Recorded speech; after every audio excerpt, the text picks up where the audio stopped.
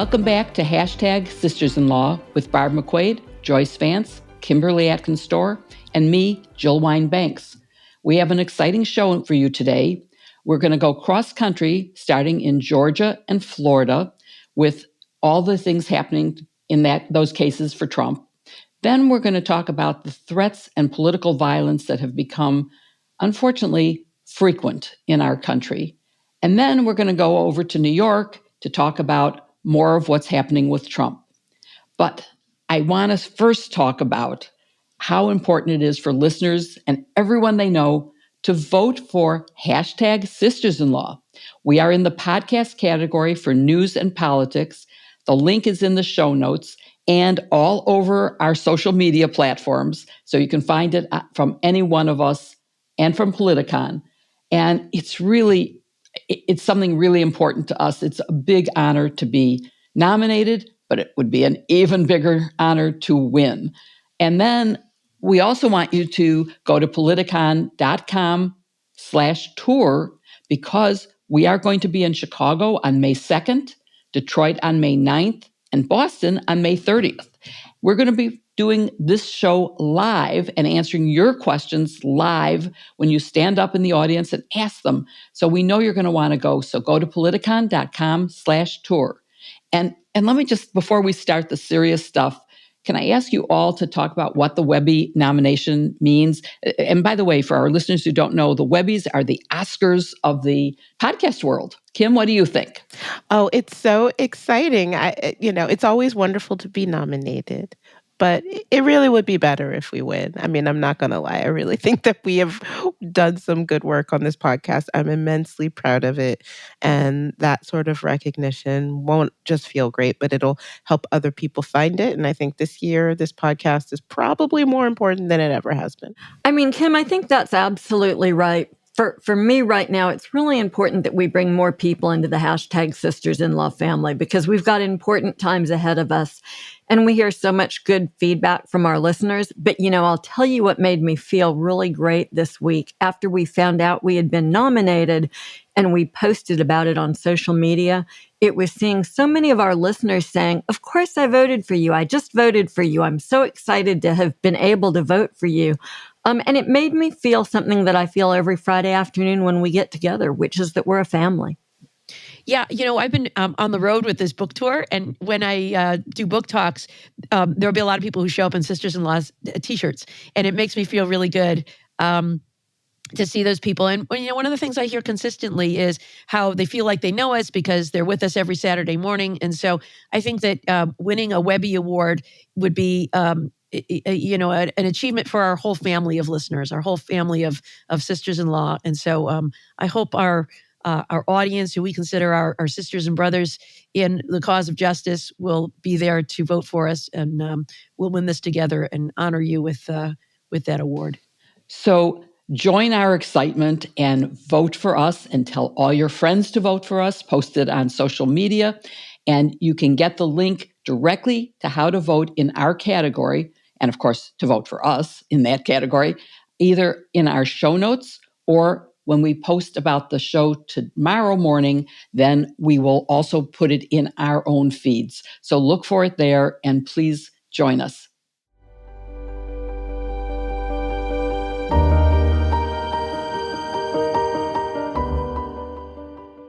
Hey, Kim, I've discovered a great new product. Have you been using OneSkin? I really have, especially now that the seasons are changing and my skin always reacts when that happens. OneSkin has been really, really good. There's nothing like the feeling of being confident in your own skin. And that's why we want to tell you about today's sponsor, OneSkin. Their products make it easy to keep your skin healthy while looking and feeling your best. No complicated routine, no multiple step protocols, just simple, scientifically validated solution. The secret is OneSkin's proprietary OS01 peptide. It's the first ingredient proven to switch off the aging cells, and God knows I need that cause lines, wrinkles, and thinning skin. And they have got studies to back it up. We've been using their products for a while now, and we're hooked. But don't just take our word for it. OneSkin has over 4,000 five-star reviews, and were recognized by Fast Company as one of the most innovative brands in 2024. Plus, for a limited time, you'll get an exclusive 15% off your first OneSkin purchase using the code SISTERS when you check out at oneskin.co. Try OneSkin and enjoy younger, healthier skin without all the extra steps. Their head-to-toe skin health trio is revolutionary, and it gives you total coverage. It really lets you feel your best. The regimen works fast, and it's quick and easy to apply. Like Kim and Jill said, no multiple steps. I really look forward to my OneSkin routine every day, and now I never go anywhere without it. We know you'll love OneSkin too. OneSkin is the world's first skin longevity company.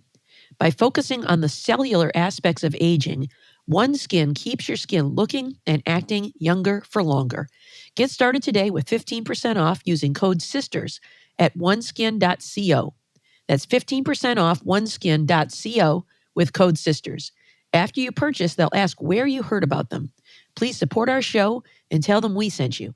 You can find the link in our show notes.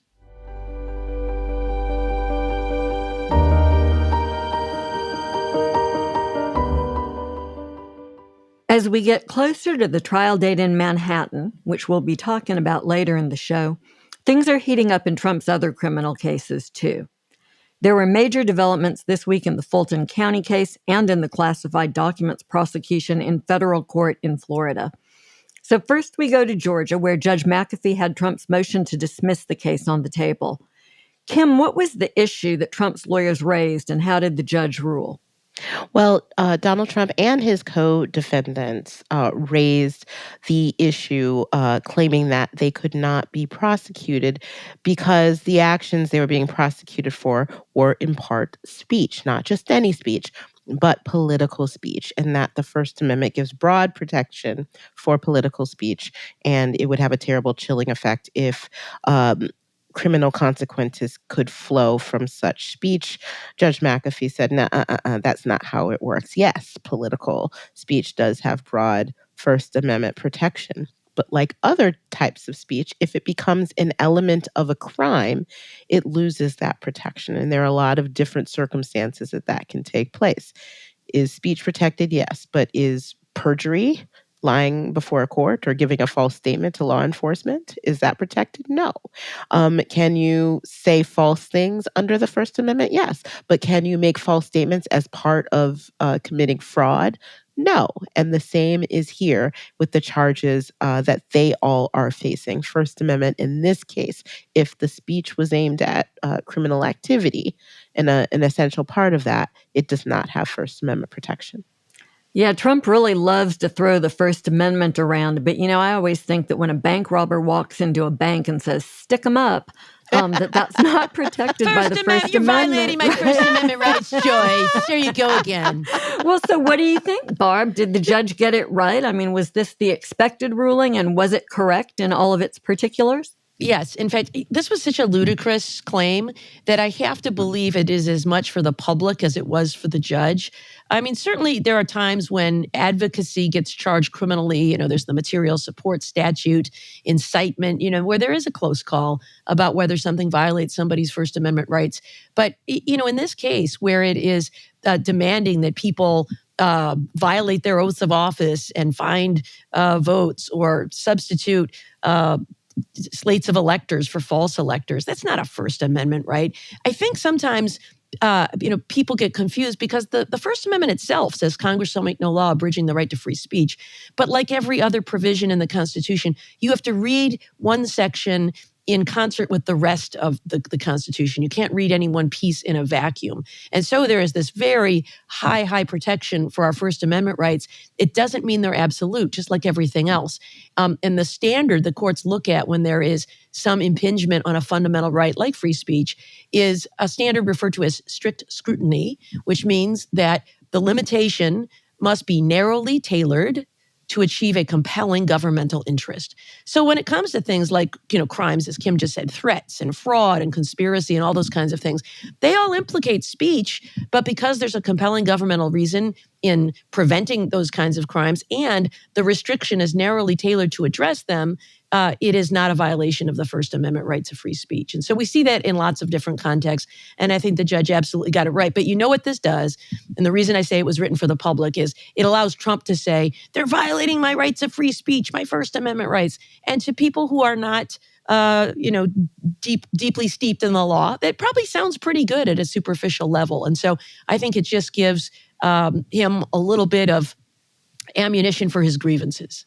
But it could have backfired, well, it may still, in a terrible way, because by arguing, hey, this is political speech, I'm engaging in political speech, it runs completely contrary to the argument he's making right now before the U.S. Supreme Court in the immunity case, where he's arguing, I was acting in my official capacity. I was acting as president. I was doing my job. Like, well, which one is it? Yeah. Because one, I mean, it can't be both. You can't win both. You can lose both. And I think he will, but you can't have it both. I mean, that just shows you how disingenuous the argument even was. Yeah, and can I interject just one thing, Kim, to build on what you just said, because it's so important, and that is this idea that consistency doesn't matter. In fact, inconsistency is part of the Trump playbook.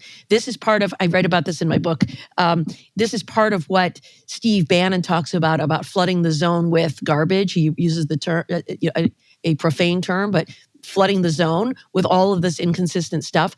Part of it is just to exhaust us that, who knows what the truth is? Who knows which way is up? I hear this, I hear that. I've given up trying. And that's the goal ultimately, is to exhaust us with all of these different views of inconsistent claims.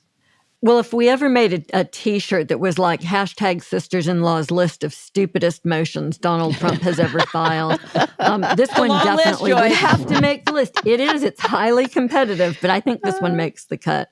There's still not a trial date in Georgia, and we don't expect one while the defendants' efforts to disqualify Fani Willis are working their way through the appeal process.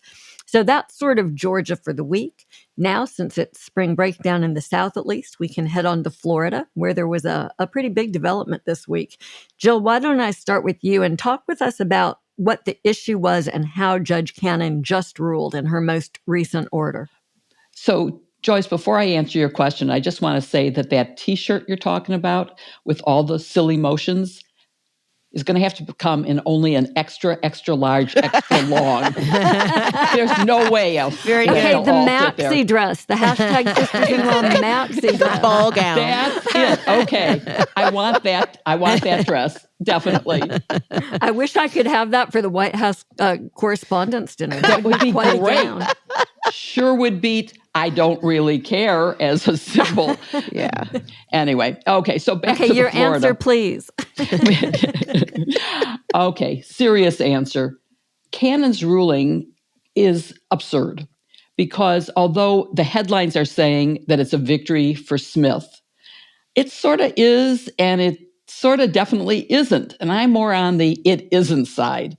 What she said is, okay, it's not a pretrial dismissal motion. I'm not going to rule on that until during the trial, after the evidence, after the defense has been put in. And that leaves Jack Smith in a Hobson's choice, which I had to look up to make sure I was using that correctly, by the way. Well done. Because it means that he either has to act now to force her to make a decision, because if he waits and lets her do it during the trial, jeopardy will have attached. Double jeopardy will prevent any conviction after that. So if the jury is sworn and evidence is presented, jeopardy attaches, and then that's the end of the case if she dismisses it. If the jury reaches a verdict of not guilty, it's also over. But it doesn't have to get to the jury. It can be dismissed by her. And that's the fear that I have, and that I think many of us have, is that by her ruling saying, not pre-trial, I think that he either has to mandamus her on something, or he has to, in some other way, get to the appellate court. A motion in limine might do it to limit the possibility of his raising evidence on the Presidential Records Act. And I know we're going to talk about that in a little while. This was definitely part of it.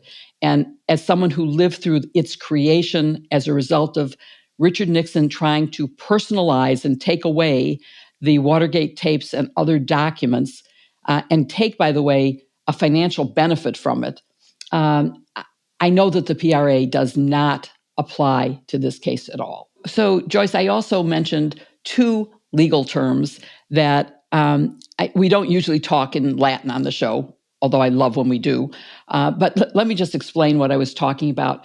Mandamus is a way for a litigant to force the judge to do something by going to an appellate court saying it is her obligation to rule on something. Please make her do it. Or in this case, her, could be a him. A motion in limine is a motion before trial to say what evidence will be precluded. It's in limine is like limiting it. You cannot introduce certain evidence. And so I think that's another way that Jack Smith can prevent the defense from trying to get the jury to have the power to say what is and what isn't personal documents. That's not a question of fact. That's a legal question under the Presidential Records Act. And so I think limiting the evidence through a motion in limine and then appealing if Judge Cannon does not grant that motion, which she clearly should, appealing that denial of his motion in limine. If he gets it, then it's fine. They can't use that. So that's what I meant by that. Either force her to rule, which she hasn't really done yet. She has sort of said, oh, I'm going to wait till the trial. Then it's too late and he can't appeal. We can't let that happen. So Jack Smith was thrown a lemon and you're saying he should make in limine. Oh, nice. Bravo. Nice. Well, so, this is also very confusing. I've talked to a lot of people struggling to keep this straight. The issue that the judge ruled on most recently, the order she issued, was on her own motion asking both sides to file jury instructions. And those jury instructions assumed that the Presidential Records Act was a defense that Trump could use in this case. But Kim, I think we need to back up a step, right? And figure out how did we get there? For one thing, I don't know, Barb, maybe your experience was different.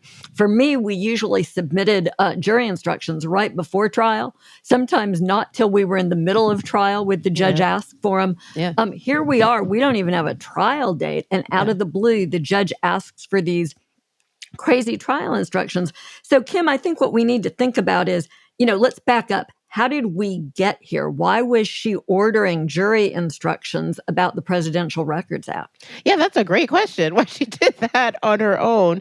As you mentioned, it was crazy. It was crazy for two reasons. The one that you mentioned is the timing of it. I mean, we don't even have a trial date, let alone a jury pool, let alone a jury selected, let alone anybody to give these proposed jury instructions to. And secondly, as we've mentioned before, it's important to remember you have the Espionage Act. That is what Trump is being charged under. That act governs the retention and maintaining of classified documents, sensitive documents that need to be kept in a certain way, in a certain secure location under government control. And Donald Trump is charged with doing the exact opposite of that. The Presidential Records Act is a separate statute that governs notes that the president takes, correspondence that he makes, things like that. Now, that too, presidential records generally also have to be turned over to the government, and it's kept by the National Archives, totally separate. But a president can say, hey, you know what, that actually was a note to a friend of mine. That wasn't anything I was doing in my job. That is a personal record. I would like those back. And then the National Archive can return those records. He is claiming that these classified documents were presidential records that belonged to him. There is no statute that provides that a classified document, certainly the one that governs presidential notes, does not supersede the one about classified documents. But she seems not to understand that because she asked the parties to write proposed jury instructions based on whether she rules that it does apply, the Presidential Records Act does supply a defense, and one if they don't, which is just nutty. Why she took it upon herself to do that. I have a list. I don't know if you guys have read the piece by David Latt that talked actually about her clerks that left and the change in the atmosphere, according to clerks that have worked for her since getting this case and what it was like before. I think based on that, it makes sense to me that she is in over her head.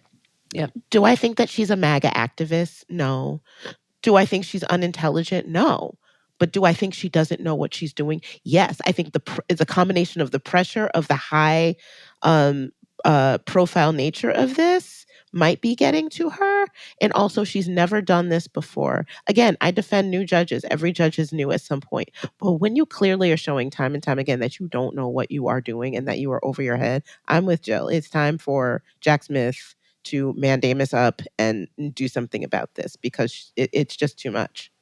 Yeah, I mean, to your point, the reason that we had this little, sideshow going on this week was because she just refused to rule on Trump's motion to dismiss the case under the Presidential Records Act. He filed the motion. It was fully briefed. She held a hearing. She doesn't rule. Out of the blue, we get this crazy request for jury instructions. And so it's, who knows what the explanation is. I mean, I will say she was in the U.S. Attorney's Office in the Southern District of Florida when she was in AUSA. They have one of the finest appellate divisions in the country. You don't get into that appellate division by being a slouch. So presumably she has not only considerable smarts and experience, she also has plenty of people she could call on for advice. I think that makes a lot of what we're seeing here just really inexplicable. So, Barb, what do you think? Was this an expected or a correct ruling from her? So the part where she denies the motion to dismiss on the basis of the presidential records case is correct. It was a little slow. I mean, this is another one of those, you got to be kidding me, defenses that should have been summarily Put dismissed. it on the dress.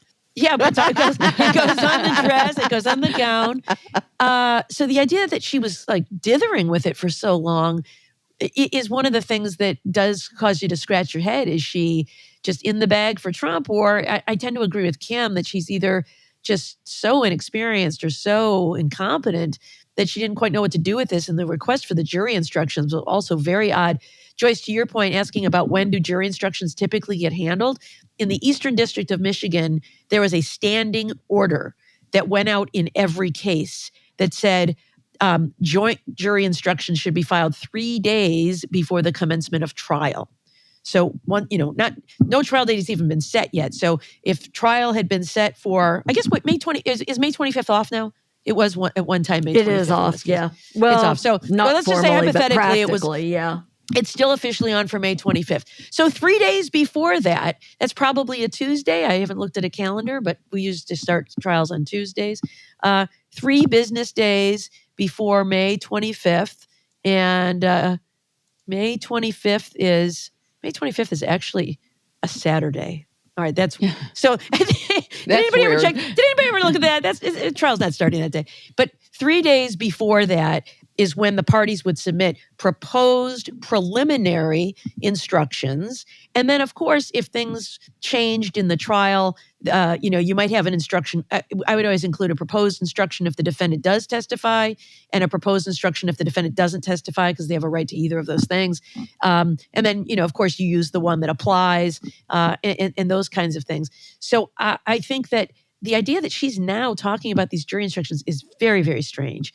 I think the other thing is I would agree with Jill, and I've done this. I bet all of you have in some way, at least when you're representing the government in a criminal case, those of you who've been in this situation, to file these motions in limine well in advance of the trial so that you can appeal if you need to pre-trial. So, for example, I can recall a time when I had a case involving somebody who was acting as an agent of a foreign government spying against the United States. And we had documents that had been retrieved from that foreign government's intelligence service.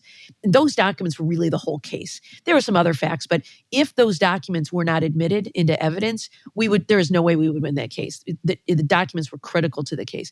So we filed an advance motion for a pretrial ruling on admissibility, and it required a hearing. We had a full day hearing on these documents, and we brought in a witness and an expert, and they were cross-examined, and the judge looked at all of them. And at the end of that hearing, she made a ruling that the documents were admissible. And that was important because if she had rejected it, I still had a chance to appeal that decision before jeopardy attached when the jury was seated. Conversely, we had another case where there was a home invasion robbery ring where a group of people were traveling from Texas around the country, including into Michigan, where they were robbing homes. Typically, they were small business owners who were immigrants from another country on the theory that they'd have a lot of cash in their homes and would be unlikely to use banks. And so they'd have a young woman ring the doorbell after dark. And when the person opened the door, 4 guys would jump out of the bushes with masks and zip tie everybody in the house and steal all their money and jewelry and everything else. They also targeted people who had kids because they thought they wouldn't fight back. Isn't that so dastardly? But one of the key pieces of evidence in this case were the text messages between the members of the crew and their mastermind back in Texas, who was saying, here's the house. What does it look like? I'm looking at it online. It's a red brick house. Here's the address, et cetera, et cetera. So those text messages were critically important to the case. Again, filed a motion for a pretrial ruling. The judge rejected them, said that they contained hearsay and were inadmissible. And so we said we got to take this up on appeal because these messages we think are admissible. We think they satisfy the rules of evidence, but they're such an essential part of the case. We don't think we can win the case without them. So we appealed. It took about a year, by the way, to appeal the case before it came back for trial. But the Court of Appeals reversed, said the documents were admissible, the text messages, and they came in. But there was a cost to it, and that was this year-long delay. And so again, I don't know whether Judge Cannon is acting out of an effort to assist Donald Trump or merely her own incompetence. But this route of appeal is something that Jack Smith should avail himself of if necessary, but it's going to cost him a lot of time. Well, I mean, that's to the point, right? Isn't it? Because there's been a lot of dispute among legal experts about what the special counsel's office needs to do to protect this case. And the concern is that Judge Cannon just keeps kicking the can down the road, not just on the Presidential Records Act, but on a lot of possible motions. And Jill, to your point early on, that's the real problem for prosecutors because of the legal doctrine of double jeopardy, which prevents prosecutors from trying the same defendant twice on the same charges. So once the jury has been sworn in, we prosecutors say that double jeopardy has attached, which means that after that point, if the jury acquits, or more significantly here, if the judge dismisses a case against a defendant, it's all over. The government can't appeal even if she makes a really bad decision, and the case is at an end. So the government, like in Barb's example, really wants the judge to rule on these issues before trial. With the Presidential Records Act issue, if she rules against them now, prosecutors can take that appeal, even if it takes a year. And her strategy seems to be to keep them from appealing her bad decisions. So, that's the problem Jack Smith faces and that we're debating and other analysts are debating. And I'm wondering what y'all think. What's the right approach for Jack Smith to take here? Is it an appeal with delay or something else? Jill, what do you think? Well, to follow up on what you're saying and what Barb just said, when I was explaining this to my husband today, I went through my rationale. And when I mentioned, I think he's got a Hobson's choice, he's going to trade off a delay if he has to do mandamus should be decided quickly. So that's sort of an attractive thing because the court probably will decide it quickly and then force her to take action. But he cannot, I think in my opinion, it's the right thing to do. There's no way that he can take the risk of starting the trial without a ruling and have her do something that will bar his ever being convicted on this crime. So I think it's sort of a no-brainer that he has to either file a motion in limine or a mandamus action to get a ruling before the jury is impaneled. So that's sort of how I went through my logic of whatever delay it takes, it's better than her acquitting him basically after the jury is sworn. Barb, what do you think? Yeah, I think I would go this route that we've discussed of, I think he needs to file one more thing, which is this motion in limine to preclude Donald Trump from raising the Presidential Records Act in any way whatsoever is completely irrelevant to this case. Because what she said in her order is, I don't know, maybe he'll raise it as a defense. We'll have to wait and see. Because once the jury is sworn, as we've just said, it's going to be too late to appeal. So I think you file this motion to preclude any defense, any reference whatsoever to the Presidential Records Act. And then when she decides that, that's when you appeal. One thing he could do, or she could do, is try to sit on that and stall. But there is, our friend Mary McCord pointed this out to us, Joyce, I'm sure you saw this, that Rule 12D says that the judge can't wait and must decide the case pre-trial to prevent this idea of delay beyond which point the prosecution can file an appeal. So yeah, I think they can force her to make that decision. That's the rule, but I think the judge has already preempted that, because what she says in this order, and this is the part that makes me think maybe she's venal but smart, she makes the point that some of these issues aren't ready to be decided, that she needs to hear the evidence before she can rule. Now, I disagree with her. I don't think that's the case, but she's sort of teed it up that way, which makes it difficult to get mandamus. Boy, we're really in the weeds here. But no, mandamus is a writ where Andrea Mitchell said this when I was on with her earlier this week, and I thought it was the best description of mandamus I've ever heard. She said it's an order from the court to a judge to do your job.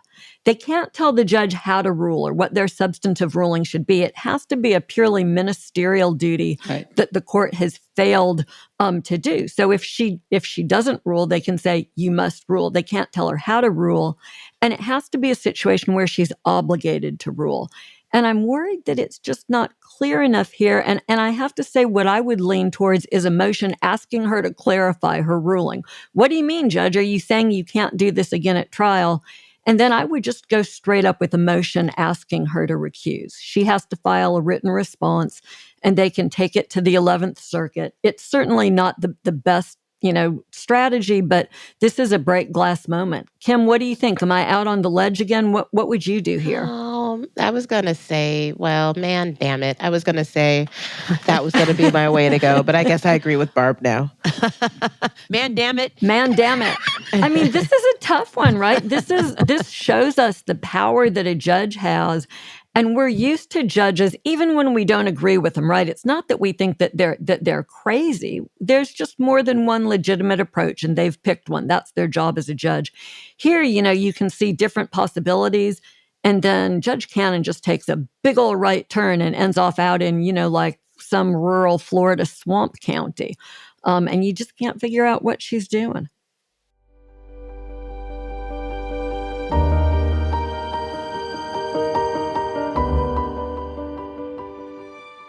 All right, we just got a bunch of wild grain, right? We did. It's so exciting when that box shows up. My family oohs and ahs.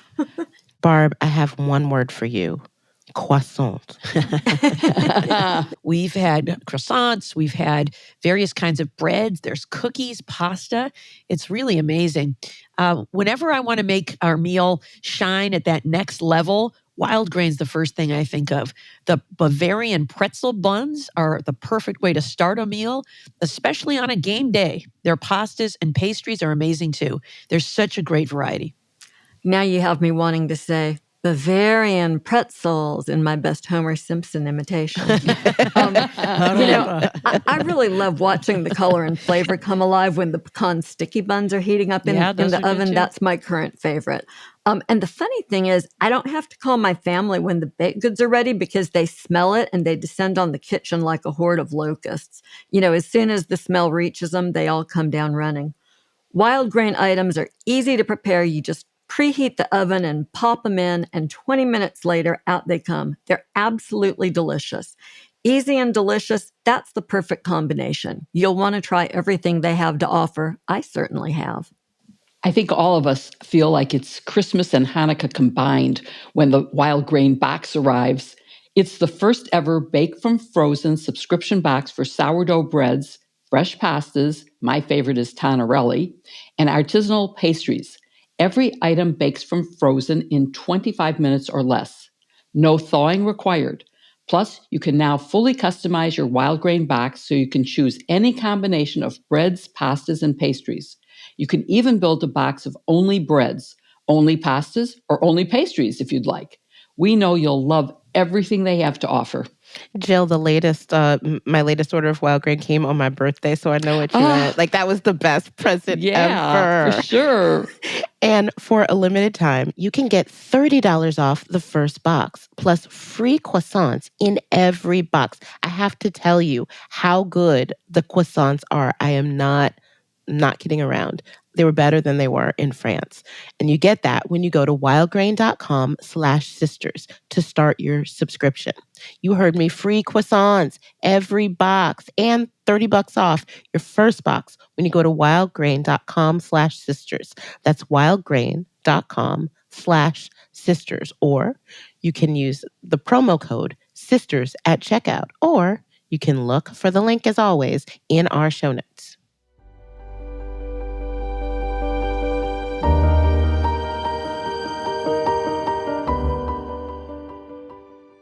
Well, as these Trump cases gear up for trial and the election draws closer, we're seeing threats along with words and imagery of political violence. Last Friday, Donald Trump posted a video on his Truth Social platform that showed a pickup truck. Did you guys see this? With a Trump flag driving down the highway. And the back of the pickup truck, that where the bed of the truck is, what do we call that? The tailgate? The gate was up, but it was painted to make it appear that Joe Biden was lying in the back of the truck with his arms and legs bound hogtied style. I mean, it's really a disturbing picture. And I wanted to talk about these, threats, jokes, imagery of political violence, and what might be the consequences of all of these things. So, Joyce, you had an interesting piece about this in your Civil Discourse Substack. What do you see as some of the dangers and consequences of an image like this being posted by Donald Trump? Yeah, I mean, I think the dangers are obvious, and sadly, the consequences that there have been no consequences, right? I would have thought that at a minimum, the Secret Service would have had a conversation with their protectee, the former president, and he would have removed that image from his social media feed. But, it's still there. It is still there for people to see.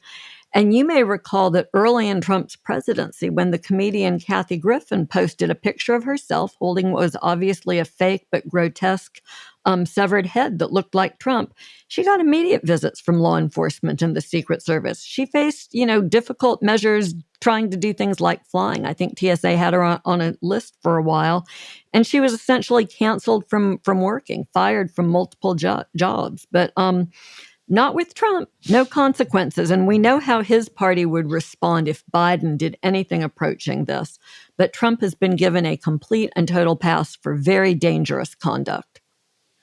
Yeah, Kim, you have any thoughts about that? The comments of Biden's campaign team obviously was outraged and thought it was terrible. And Trump's campaign team just said things like, well, what Biden's doing is worse because he's got all these prosecutors prosecuting Donald Trump, which of course is just not true either. So what are your thoughts about this? I mean, I think it's very much akin to what you talked about in your book about sort of the slow creep of disinformation. The more you come to accept disinformation, it makes it easier to accept more. This is very similar. This is normalizing political violence in a way that makes the next horrible thing that he does, which is even worse, seem not as bad. And then eventually we're just calling it, oh, that's just Trump being Trump. But that is how authoritarianism takes hold. That is how the seeds for political violence are sown. We already know Donald Trump was behind January 6th. We've already seen it happen.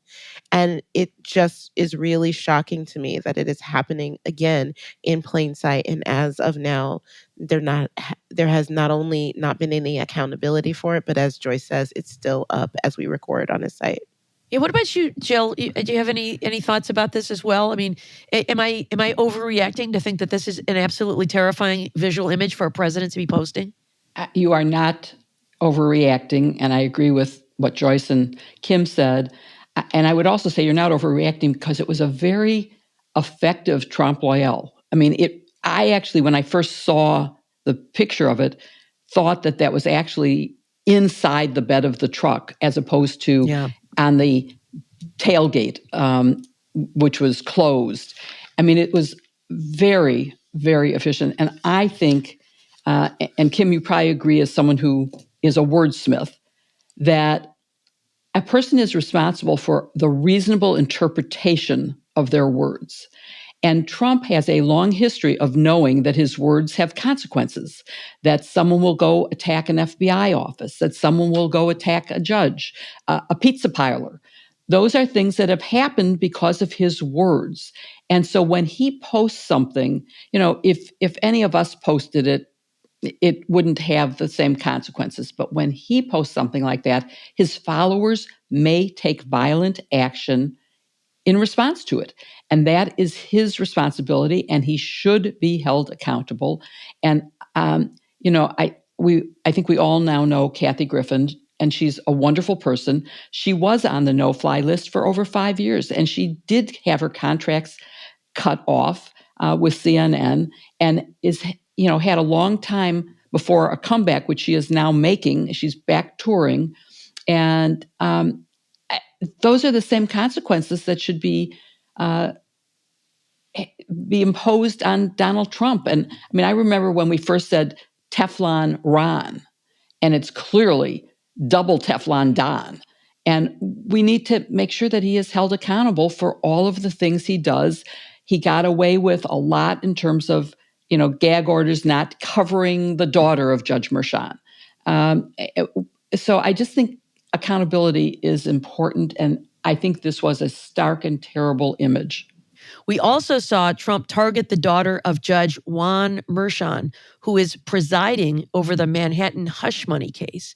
And this week, the judge actually expanded his gag order to make it crystal clear that it includes family members of court personnel. But before that change, Trump posted this image of his daughter. And of course, Donald Trump has argued that these gag orders are violating his First Amendment rights. So this is a little different from the topic we talked about earlier about whether a crime can supersede First Amendment free speech rights. This is a gag order. And can we see gag orders from time to time? But to Donald Trump's point, never before have we had a candidate for president on trial. And so as a member of the press and vigorous defender of the First Amendment that you are, how do you see these gag orders? Yeah, well, I see them as a balancing test, not completely dissimilar from what we talked about earlier with the use of First Amendment as a defense against crime. Maybe a little harder to define because it's up to a judge. A judge has to balance the interest in a robust political debate, which has very strong First Amendment protections, right? He is a candidate, and because of that, it's different than if it were you and me in this circumstance. But also the judge has to balance that against the ability to administer justice fairly and safely. And that includes not having the courtroom proceedings disrupted. That includes not having witnesses feel intimidated or threatened. And that also includes not having the people, the judges and others, not feel intimidated or unable to do their jobs either for fear of what it would mean to their family members. So those are two very strong competing interests. And I think in this case, especially given what Jill pointed out, is that Trump's words have had horrible consequences in the past, not the least of which was January 6th, that it gives plenty of a plenty good case for imposing the gag order, making them do it as it has been in the past, as limited as you can, but every time he breaks it, you make it broader and broader and broader. He will make the case for you about how broad it needs to be. And I think in this case, that's exactly what should happen. Oh, that's a really interesting idea. So start it narrow, and then as he demonstrates its necessity, you can add categories. Well, Jill, let me ask you about that, because I actually have some concerns that maybe this order is too narrow, even as it's written. And this order very much follows the guidance of the D.C. Circuit Court of Appeals, which narrowed a gag order issued by Judge Tanya Chutkan in the federal election interference case. She had an order about not targeting, I think was her word, witnesses, prosecutors, court staff, et cetera, leaving herself out, leaving the prosecutor themselves out. But one of the things the Court of Appeals did is to narrow her order. And then now in this Merchan case, he has followed suit, which says you have to show that he intended to target them in their capacity as a participant in this trial. It isn't that I'm targeting Mike Pence because he's a political rival or he's refused to endorse me. I'm only targeting Mike Pence in his role as a potential witness in this case. Do you think that is appropriate, or do you think it makes it unworkable? I think it's both. I do. I think that it puts an unbelievable hurdle to anyone trying to enforce the gag order, because proving the mental intent of the statements is going to be very difficult. And so it kind of undermines the broadening of it to include family, or for that matter, just to protect the witnesses and the jurors, because you have to prove the intent. And that's hard. On the other hand, I do think there may be, not as to, for example, Mike Pence, but as to jurors and witnesses, you don't have to prove intent. I don't think you should have to. I think that if you say something that could bring about harm, and I think a lot of the argument that was made for the expanded gag order when Bragg asked to say, please, clarify that you didn't include, and if you didn't, now include your daughter and my family, your family. It was necessary that be done because he had already done that. It wasn't a violation, as the ruling clearly said. Merchan said, it wasn't in the original thing, so you haven't violated it. But if you do, and I think he had some, good language about, and one of the consequences will be you won't get to know the names of the jurors if you continue this behavior. That's a really good penalty because it's significant in putting on a defense in a case that's about to go to trial if you don't know the jurors and can't do any research on them.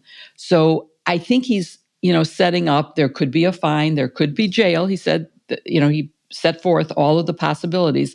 But I thought it was very clever to say, you have a right to the names, but you can lose that if you keep up this behavior. Yeah. So I think it's a serious attempt at controlling him.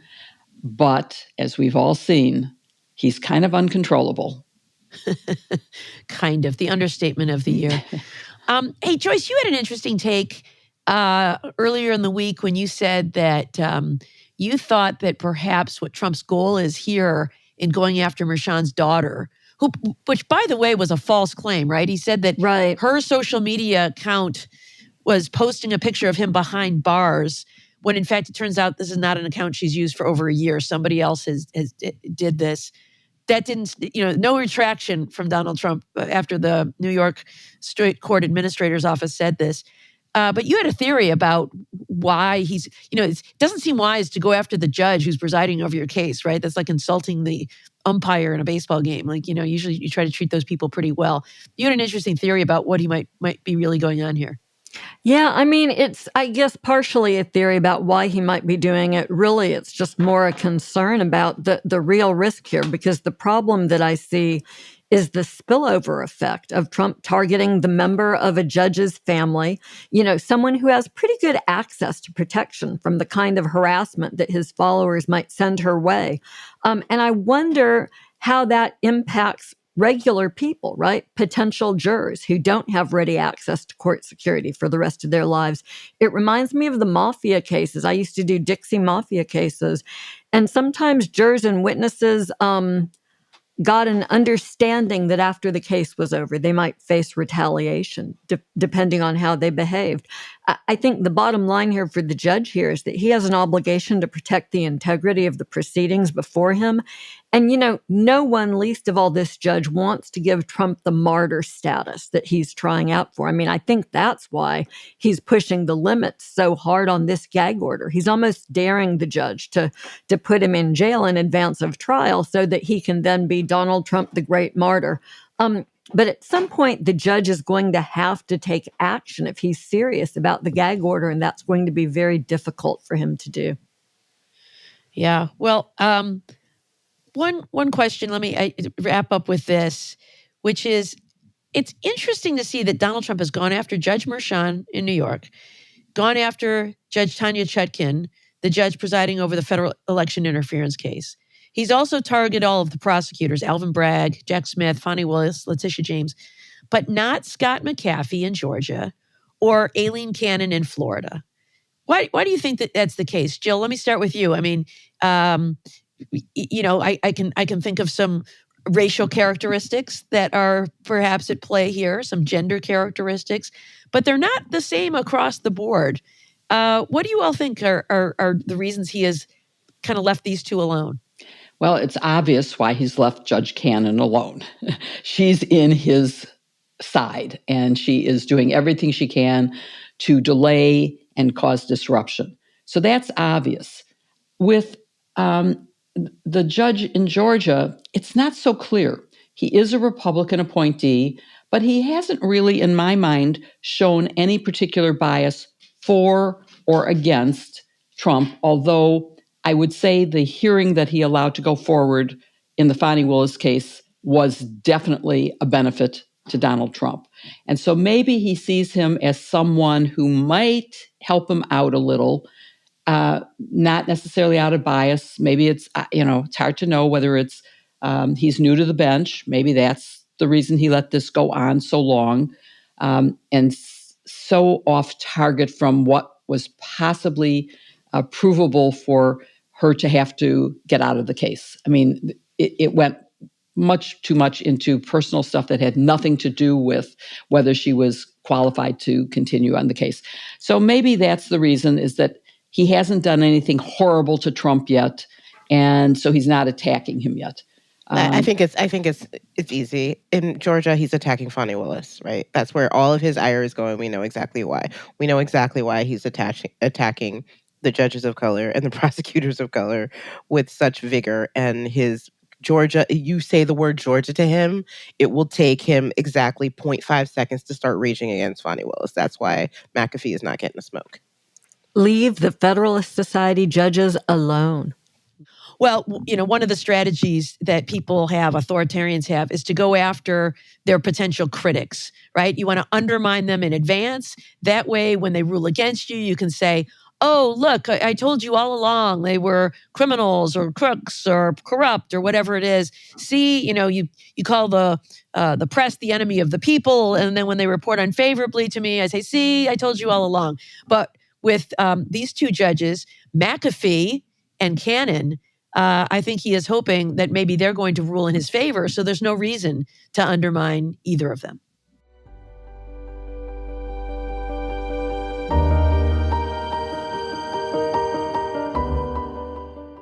Joyce, are you comfortable with your shapewear? Barb, I don't wear a lot of shapewear, but sometimes we all have to. And when I do, it's always Honeylove. You should upgrade your uncomfortable shapewear like I have with today's sponsor, Honeylove. Honeylove is the go-to for all things shapewear. Their revolutionary compression technology means you won't feel trapped in your clothes. And who really wants to feel trapped? Plus, Honeylove features eye-catching design details you'll want to show off, and the fabric is breathable and cooling too. With Honeylove, your shapewear won't ever roll down, no matter how active you are. So for a limited time only, you can get Honeylove on sale. Get 20% off your entire order with our exclusive link at honeylove.com/sisters. Support our show and check them out. honeylove.com/sisters. Everyone wants to feel just as comfortable when they have big plans as they do every single day, which is why Honeylove's best-selling Superpower Short is a must. Its targeted compression technology and its signature X-band work with, not against, your body, and it keeps your outfit looking smooth thanks to flexible supports hidden in the side seams. The boost bands give great lift too. It's cotton reinforced where it matters and is easy to wear. Honeylove has more than just sculpture wear. They have super comfortable bras, tanks, and leggings for everyday support. Never feel stuck in your shapewear, which is why their products are made perfect for you. No matter what your day has in store for you, look your best with Honeylove. You can treat yourself and save 20% off at honeylove.com/sisters. Use our exclusive link to get 20% off. honeylove.com/sisters. After you purchase, they'll ask where you heard about them. Please support our show and tell them we sent you. Shape your life with Honeylove and look for the link in the show notes.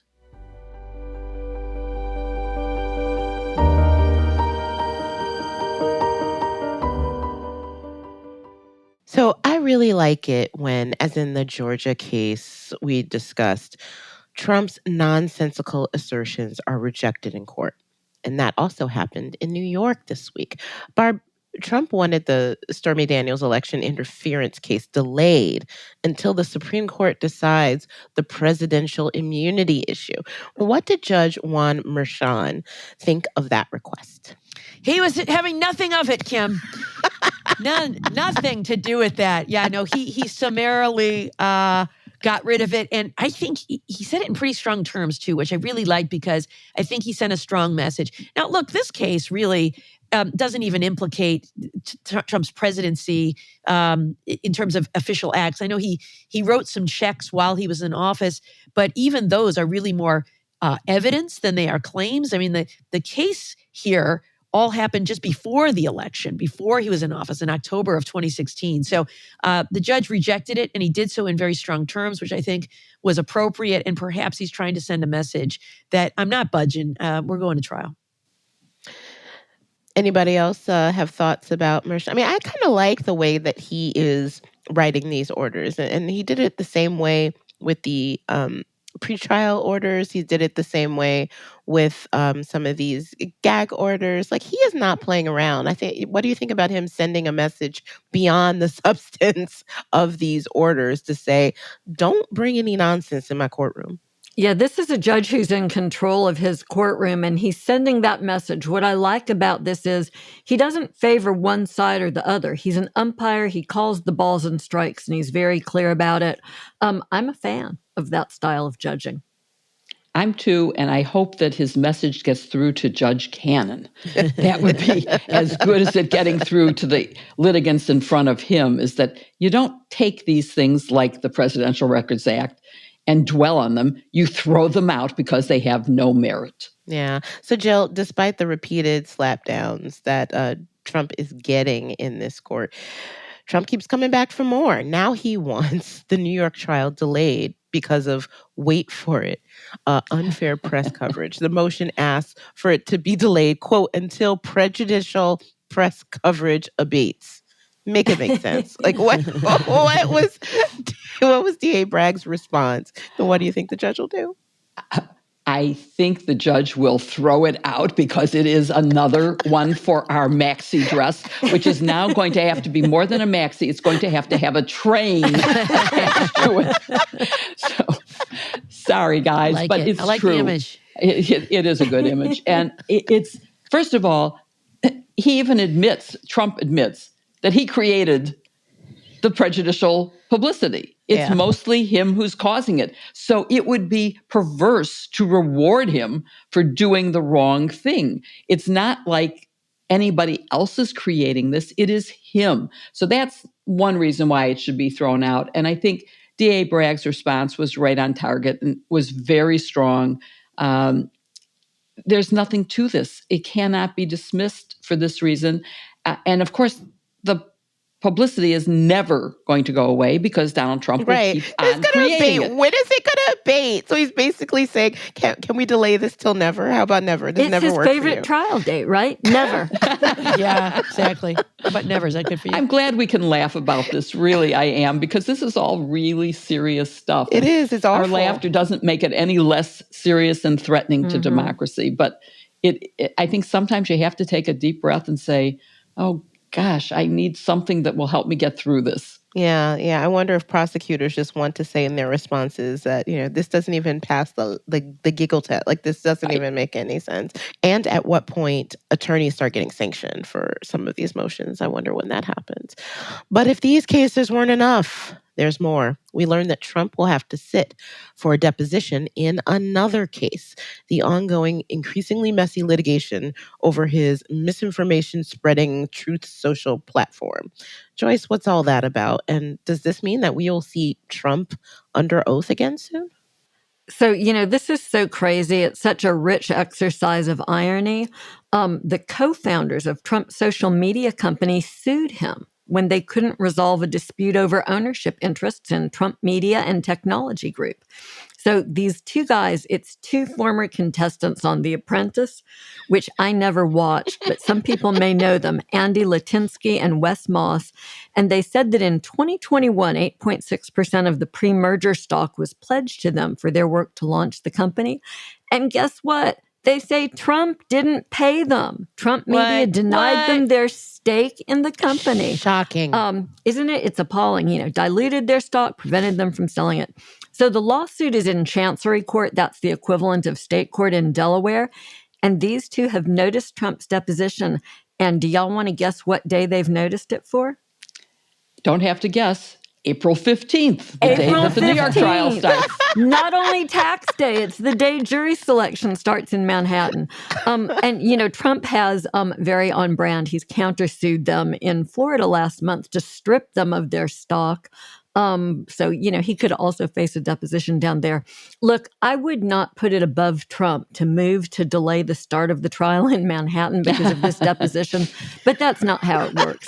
Criminal trials usually go first. The trial date in Manhattan was there first. So I think it's going to be a while before we see him in the deponent's chair again. Yeah, and depositions get delayed all the time. Like I wouldn't all even the time. Like you write the date in pencil on your calendar because you know that it's not going to stick. So I think you're probably right, and I think with everything else going on, all the judges will, when it comes to picking priority, I think this one will get kicked to the bottom. So I think you're right.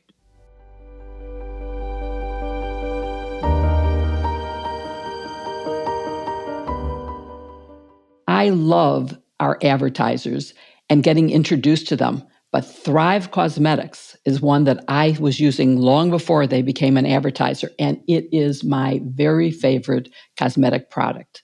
And I know now that you're using it too, Joyce, so tell us about it.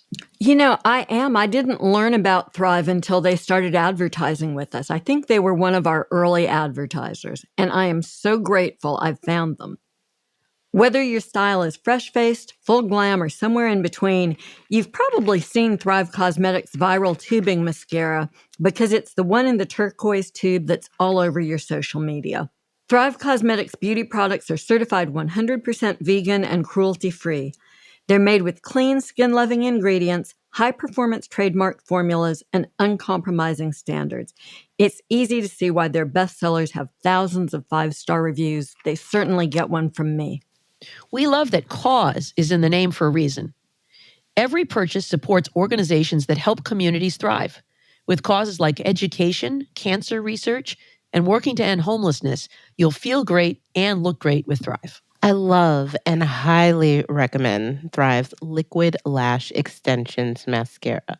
The flake-free tubing formula dramatically lengthens and defines your lashes from root to tip. And the thing that I really love about it is that it literally catches every lash, but you don't look like a caterpillar. Like it still looks natural, but it really, really looks nice. People won't say, oh, wow, look at that mascara. They will just say, oh, you look great. And that's perfect for me. Plus, it lasts all day without clumping or smudging or flaking. I get caught in the rain in it and it stays right where it is. But at the same time, it's very, very easy to remove at the end of the day. All you need is a little warm water and a washcloth. The shades are amazing and its nourishing ingredients support longer, stronger, and healthier looking lashes over time. So you can look great and feel great about contributing to a charity. Thrive Cosmetics is luxury beauty that gives back. And right now you can get an exclusive 20% off your first order at thrivecosmetics.com/sisters. That's Thrive Cosmetics, CAUSEMETICS.com/sisters for 20% off your first order. And of course, you can find the link to the perfect look in our show notes.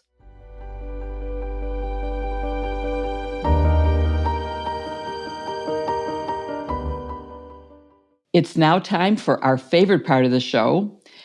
We love answering your questions because they are really tough and challenging, smart questions, so keep them coming. If you have a question for us, please email us at sistersinlaw@politicon.com or tag us at Sisters in Law Podcast on Threads or tweet using hashtag sistersinlaw. If we don't get to your questions during the show, keep an eye on our Threads feed throughout the week because we sometimes get to answer them there, not on air. And we have some great questions this week. It was really hard to pick, but I have one for you, Barb, from Terry. How long does it take for jury selection, and what is the process of jury selection? That's really good because we have jury selection coming up on April 15th. Yeah, this is such a good question. And it depends on the case. I have certainly selected a jury in a very simple case that might take less than an hour. If it's a very simple one-count case with a non-famous person, it doesn't take very long at all. But where it tends to take a long time is in these high-profile cases where there's been media coverage, because what you want to avoid is people who are deciding the case based on information from outside of the trial. So, one of the questions that gets asked is, do you know anything about this case? And if so, can you set that all aside and decide the case solely on what you hear here in court? And that's where it gets tricky. So in jury selection, the basics are that jurors may be excused for cause. That is, there's some good cause that they cannot be impartial in this case. So maybe you're related to one of the parties or one of the witnesses, or you have a financial stake. I work for a particular bank and the bank is involved in this case. You would be removed for cause, and the judge has to agree there's a good reason to remove that person. The other thing that the parties get are what are called peremptory challenges. And these are challenges that lawyers get to use really for any reason, as long as it's a non-discriminatory reason. You can't strike people on the basis of race or gender, but otherwise, you really can just use it because there's something about this juror that you think will make them not be fair. I used to be pretty satisfied with most members of the jury as a prosecutor. The people I wanted to excuse were people who didn't seem to want to be there. They said they had a prepaid vacation, or they cared for an ailing relative, or it was costing them money because they were an hourly worker. I didn't want somebody who didn't want to be there or be in a big hurry get it over with, because you need people to be careful. But in a case like the Trump cases that are coming up, the big issue is it's going to be hard to find people who don't have a strong opinion about Donald Trump in the first instance. And so that's what will likely take a long time. They may use a jury questionnaire with some detailed questions so they can do some of this offline without all the people just sitting in the courtroom. But because of Donald Trump's high profile and the fact that many people will know a lot about these cases because of all the publicity, it is likely to take some time to work through and find people who can sit. And for the last thing, for what it's worth, you'd be surprised. People who listen to this podcast are not among this class of people, but there are a lot of people who do not pay much attention to the news at all. And so you think like, There really you'll never are. find...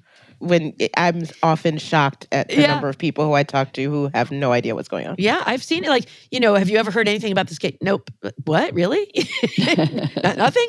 Nope. I have this job and I have a family, and all I really focus on is my work and my family, or, my video hobbies. games. Yeah, whatever it is. So they're, and I didn't love those people either, right? Because I want people who are at least a little bit curious about what's going on in the world. But I'm sure eventually they will find people who have probably heard of Donald Trump. They may even have heard a little bit about this case, but it will be people that both sides are satisfied do not have preformed opinions about the case. Now, you can't always read someone's mind, so it is possible for someone to, say, sure, I can be fair, even though they have a strong view. But that's what the purpose of jury selection is, to try to weed those people out. Thanks, Barb. And now, Joyce, I want to ask you a question from @BeverlyMan19. And she asks, could Jack Smith ask Judge Pryor to use 28 U.S.C. Section 292B to reassign the documents case to another judge? And just so that our listeners know, because she may be a lawyer, Beverly Man 19, that statute says the chief judge of a circuit may, in the public interest, designate and assign temporarily any district judge of the circuit to hold a district court in any district within the circuit. So that would mean that someone from like the Southern District of Florida could be assigned to sit in place of Judge Cannon. Yeah, so I think this is such an interesting question. Thank you, Beverly. I guess we should clarify that Judge Bill Pryor, is the chief judge in the 11th Circuit Court of Appeals. Fun fact, there are actually 2 Judge Pryors in the circuit. The other one is Jill Pryor. But I think this question is about what the chief judge has the authority to do. And I know there are a lot of people who just have reached the point watching Judge Cannon's rulings where their reaction is, please get this case away from her. But the Court of Appeals can't just swoop in and do that. The case would have to be in front of them, on any of these kinds of appeals we've talked about, a writ of mandamus, a motion to recuse, a straight up appeal on one of the issues, before they would have jurisdiction to act. And the way the 11th Circuit has typically handled it is they've said that they have the authority to order reassignment of a criminal case to another district judge in that district as part of their supervisory authority over the district courts in the circuit. So I think they would normally use a different statute, 28 U.S.C. 2106, to do this. Although it is interesting to note that in some cases where the judges in the circuit have a conflict of interest, they've actually reassigned cases not just to another judge in that district or in that circuit, but to an out-of-circuit judge. I don't think that's the case here, though. I think if we see this happen, the court will just, and I think that they won't do it in a way that's necessarily harsh to Judge Cannon. I think they'll just say she's been reversed a number of times. We think it would be tough for her to set that aside if the case remands to her. So we're going to order that the chief judge in her district court assign this case to a new judge. And I think that's how we would see it handled in almost a collegial way. Yeah, I actually had a trial in front of a judge from a different state, not just a different district. So it is possible. Our last question is for you, Kim, and it comes from @Robin2xWho, spelled HOO. Can districts declared racially gerrymandered still be used in this election, or is there a stay until full resolution? Does it go to SCOTUS? Oh, yes. So the answer to that is yes, yes, and yes, all of the above. And it has happened in a case that we've talked about. Alabama voter here. That's what I'm saying. The case that we talked about called Milligan. There was a determination by a judge that the maps, the congressional maps, were an illegal gerrymander, racial gerrymander. And while that case was being appealed, those who challenged the maps went to the Supreme Court and said, wait, could you please stop this map from being implemented while this appeal plays out? And the Supreme Court, specifically, Brett Kavanaugh said, no, let the map stay. Once the appeals process goes, it's too close to the election. It was not too close to the election, by the way. That's the narrator. And in the end, it went all the way up to the Supreme Court, which found that it was an illegal gerrymander. But in the interim, there was the 2022 elections that took place on that illegal map. Not just in Alabama, but several other states stayed with their declared illegal gerrymandered maps in place as well while waiting for the Supreme Court's decision. States like Louisiana, which has, since been changed, but much too late. Justice was delayed and denied to the voters in those states like Joyce. So it does happen. It happens because, I remind you, that the Supreme Court back in 2013 killed the key part of the Voting Rights Act that allowed something to be done about illegal gerrymandered maps before they went into place. And that decision was Shelby County. I'm sorry, Joyce, I'm not trying to beat up on you. Also from my great state, including my district, under my predecessor, not under me. Yes, I'm not trying to beat up on you. But what would happen in the past is a state like Alabama, when they put forth their new maps, the DOJ would have to pre-clear them first before they were put into place. So any litigation surrounding their legality would take place before they were implemented. That's why that was so important. And you wouldn't get results like this. But now, since the Supreme Court took that away, you do. Of course, if Donald Trump was president, DOJ preclearance would have still been meaningless, but it wouldn't be now. So thank you for that. And thank you for listening to #Sisters-in-Law with Barb McQuaid, Joyce Vance, Kimberly Atkins-Storr, and me, Jill Wine-Banks.